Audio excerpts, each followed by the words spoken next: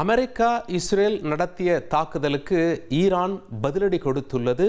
இஸ்ரேலை நோக்கி ஏவுகணைகளை வீசியிருக்கிறது ஈரான். இது தொடர்பாக எமது அரசியல் பிரிவு ஆசிரியர் ஹரியரிடம் பேசுவோம். ஹரி, நீங்கள் ரொம்ப தெளிவாக சொல்லிட்டு வந்தீங்க. இரண்டு தரப்புலையும் என்ன சக்தி வாய்ந்த படைகளை வைத்திருக்காங்க, ஈரானுடைய பலம் என்ன, ஐஆர்ஜிசி என்றால் என்ன, அவங்களுடைய சக்தி என்ன என்று.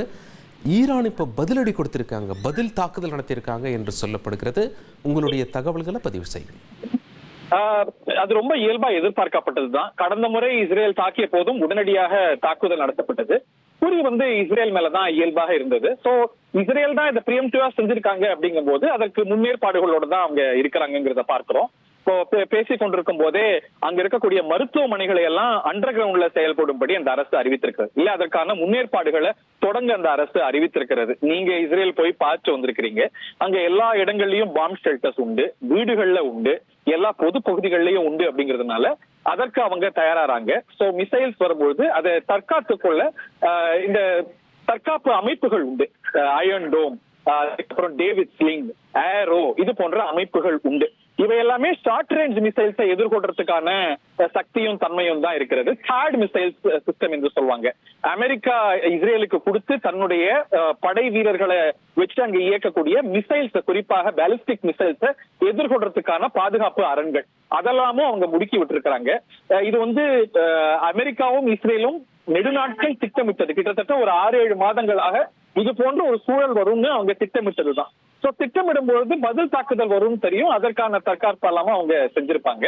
சோ நம்ம வரக்கூடிய நாட்கள்ல ஈரான் மேல இஸ்ரேல் தாக்குதல், இஸ்ரேல் இங்க தாக்குதல், அங்க மக்கள் ஓடுறாங்க, இதெல்லாம் இந்த செய்திகள்லாம் வரக்கூடிய நாட்கள்ல நம்ம பார்க்க தான் போறோம். சோ அதற்கு இஸ்ரேல் தயாராக இருக்கிறது. ஈரானும் கூட இதை ஏதோ வகையில எதிர்நோக்கி தான் இருக்கும். ஏன்னா திடீர்னு அவங்க செயல நாங்க தாக்க போறோம்னு சொல்லிட்டே இருந்தாங்க அமெரிக்கா. அவங்களுடைய பிளாட்டில எல்லாம் அவங்களுடைய போர் கப்பல்கள் முன் எப்போதும் இல்லாத அளவுக்கு மத்திய கிழக்குல அவங்க குவிச்சு வச்சிருந்தாங்க. அது வெறும் ப்ராசஸிங்கா நிஜமாலே தாக்க போறாங்களாங்கிற கேள்விதான் போர் வல்லுநர்கள் மத்தியில இருக்குது. நிஜமாலே தாக்கிட்டாங்க. நாங்க அரசை கவிழ்க்கிற வரைக்கும் தாக்குவோம் அப்படின்னு டொனால்ட் ட்ரம்ப் சொல்லியிருக்காரு. டொனால்ட் ட்ரம்ப் பொறுத்த வரைக்கும் அவர் சொல்லக்கூடிய அத்தனை விஷயங்களையும் ஒரு பிஞ்ச் ஆஃப் சால்ட்டோட தான் எடுத்துக்கணும். ஏன்னா அவர் சொல்றது எல்லாத்தையுமே செஞ்சிடல, செய்யறது எல்லாத்தையுமே அவர் சரியா சொல்லிடுவோம் இல்லை அப்படிங்கும் போது அதுல நம்ம இன்னும் கவனித்து பார்க்கணும். சோ இதுல கூடுதலா பார்க்க வேண்டிய விஷயம், முன்னெப்போதும் இல்லாத அளவுக்கு இஸ்ரேலை மட்டும் தாக்காம ஒரு பெர்ஃபர்மேட்டரி ஸ்ட்ரைக்னு சொல்லுவாங்க, கத்தார் மேலேயும் தாக்குதல் நடத்துறாங்க. நம்ம கத்தார்ல ஈரான் தாக்குதல் நடத்தியது அப்படிங்கிறது முன்ன கேள்விப்படாத ஒரு விஷயம். 6 மாசத்துக்கு முன்னாடி நடந்தது. சோ அந்த விஷயங்கள்லாம் நடக்கிறதுக்கான வாய்ப்புகள் இருக்கு. கடந்த முறை பெர்ஃபர்மேட்டரி ஸ்ட்ரைக்காக இருந்தது. இந்த முறை தீவிரமாகவே கத்தார் போன்ற, பஹ்ரைன் போன்ற அமெரிக்க பேசஸ் இருக்கக்கூடிய சின்னஞ்சிறு நாடுகள் மேல தாக்கக்கூடும். இந்த நாடுகள் எல்லாமே கூட ஈரானுக்கு எதிரான அரசியல் நிலைப்பாடுகளை கொண்ட நாடுனா கூட தங்களுக்கு வரக்கூடிய பாதிப்பு, இதனால வரக்கூடிய ஸ்திரமற்ற அரசியல் சூழல், இதெல்லாம் காரணம் காட்டி ஒரு பேச்சுவார்த்தையிலேயே சுமூகத்தை தான் அவங்க விரும்பினாங்க.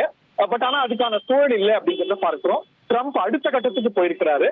ஆட்சி கவிழ்ப்பு அப்படிங்கறத ஒரு goal of the war or the goal of the operation அவர் அறிவிச்சிருக்காரு. இந்த ஆபரேஷன் முடியும் பொழுது ஈரான்ல ஆட்சி கவிழ்ந்திருக்கும், அதுக்கப்புறம் டேக் ஓவர் பண்ணிக்கலாம் அப்படிங்கிற அளவுக்கு அவர் போயிருக்கிறாரு.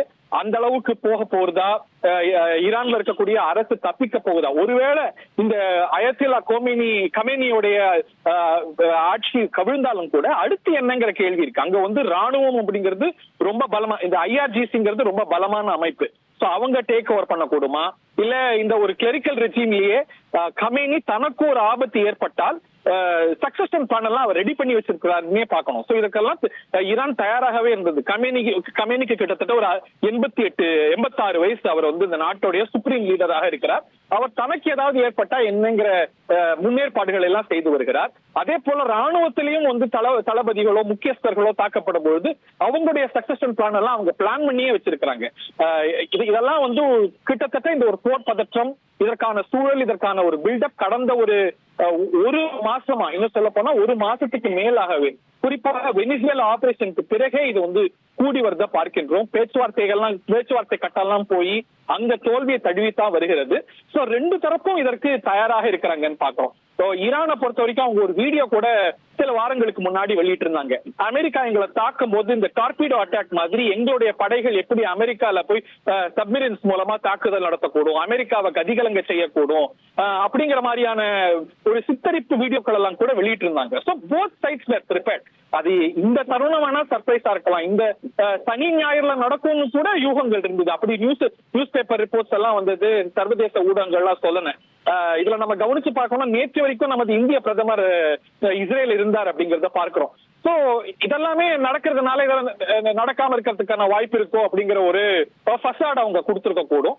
சோ பட் எப்படி பார்த்தாலும் கூட இந்த ஒரு சனிக்கிழமை உங்களுக்கு நல்லா நினைவு இருக்கும், இந்த அக்டோபர் 7ஆம் தேதி தொடங்கிய யுத்தமும் இதே போன்ற ஒரு சனிக்கிழமை தான் தொடங்கியது. அதே போல ஒரு சனிக்கிழமை இந்த யுத்தத்தை அவங்க தொடங்கி இருக்கிறாங்க, இஸ்ரேலும் அமெரிக்காவும் சேர்ந்து ஒருங்கிணைந்து தொடங்கி இருக்கிறாங்க. ரெண்டு தரப்பும் தயாராக இருக்கிறது, ரெண்டு தரப்பும் இதற்கு ஏற்பாடுகள் மாற்று ஏற்பாடுகள்லாம் செஞ்சிருக்கு. we'll have to wait and see. ஒரு 12 நாள் யுத்தமா இருக்குமா, அதற்கு குறைவான ஒரு ஆபரேஷனா இருக்குமா, ஈரான் கேபிட்டுலேட் ஆகுமா? ஈரான் கேபிட்டுலேட் ஆகிறதுக்கான வாய்ப்புகள் குறைவு அப்படின்னு பார்க்கறாங்க.